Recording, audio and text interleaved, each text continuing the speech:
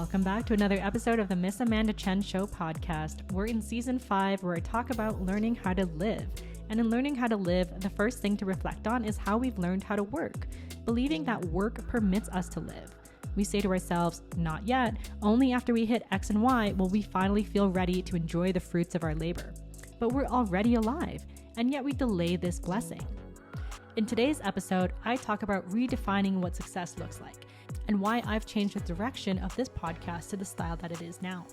If you've been following my journey, last year I created the 100 Masked Men series where I interviewed men from all around the world to learn about what masculinity means to them and how men interpret their interactions with women. At the time, success just meant completing the task. One of the best attributes about myself is my discipline and commitment to things. If I set a goal to publish 100 interviews, you bet I'll do it. I will execute instantly, consistently, and effectively. My issue isn't about the doing, it's about the intention behind it.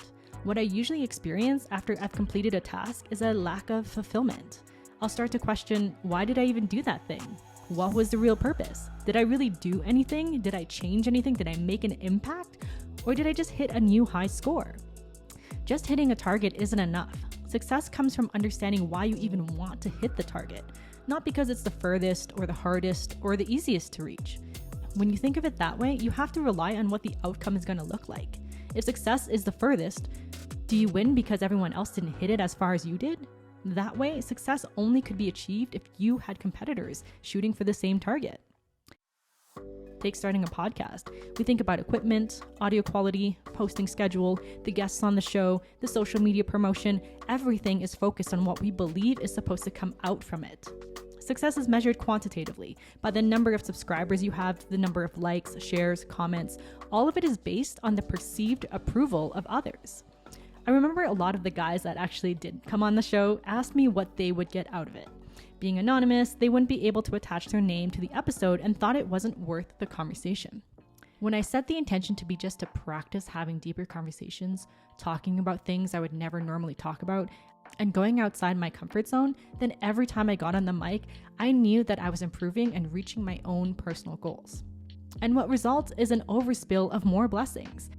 Over the past year, I was aimlessly traveling through Mexico, trying to heal myself from all the pain I collected in my personal experiences with men, and I had an outlet to speak about it week after week with open-hearted men that were pure examples of other humans in this world that actually would allow for this type of communication. It gave me hope and really was a driving force that led me to hit my 100 men goal. It wasn't just pure discipline in the end. And in that time, I healed a lot. I was able to finally become sober. I adopted a completely plant-based diet, and rather than restricting myself from sex with unhealthy attachments, I wholeheartedly chose to practice abstinence and enjoy my stress-free lifestyle that has no conversation about a break in boundaries with sex anymore because I simply just don't go there. I used to think that success would be attributed by the amount of listens, the 100 hours of sound bites, or getting wild stories that would shock and amaze people. These are all external things that take the true power of success away from you. Success for me now is just a realization of myself and who I am. That way, no person or thing can take success away from me. I have the power to give it to myself, and I have the power to withhold it from myself. The reason I started the Learning How to Live series is to commit to showing my true authentic self. If you heard my last episode on authenticity, I was feeling a lot of pressure to continue acting a version of myself that I projected onto someone and felt the need to keep it up. And I'm just tired of that maintenance. I just want to show up as my true self now and share things that matter to me. I'm no longer thinking about what the best topics to podcast about are or begging for popular people to guest on my show. I'm taking my power back in this show and making sure that whatever I share is my pure, unfiltered truth and isn't dependent on the approval of any external factors. Making a weekly podcast video helps me stay present. Half of feeling the moment is taking the time to acknowledge it and reflect on it. Learning how to live truly is learning who you are. Creating this series helps me take a step back and remember what I've done, what I've not done, what I've thought about, what I've liked, what I've disliked, and most importantly, learned about myself each and every week. I'm doing this for myself first and foremost, and I'm happy to share these thoughts in hopes that it might encourage you to also see that you might have more to share than you think. I don't think we realize how much is happening in our lives on a daily basis because we are so focused on the next goal to reach. Every day we can share a lot of things that happen, but we choose not to because it probably doesn't seem like such a big deal. But who decides what's worth sharing?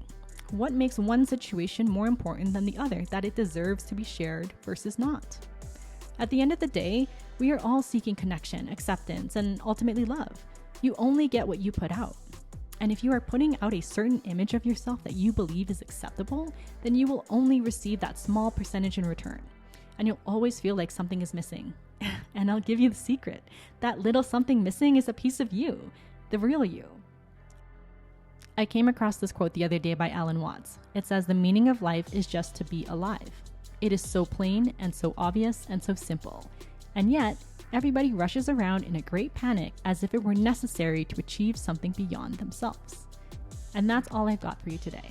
I hope after listening to this episode, there are some small gems in your daily life that are now sparkling a bit more for you. And I invite you to share more of your beautiful, unique self.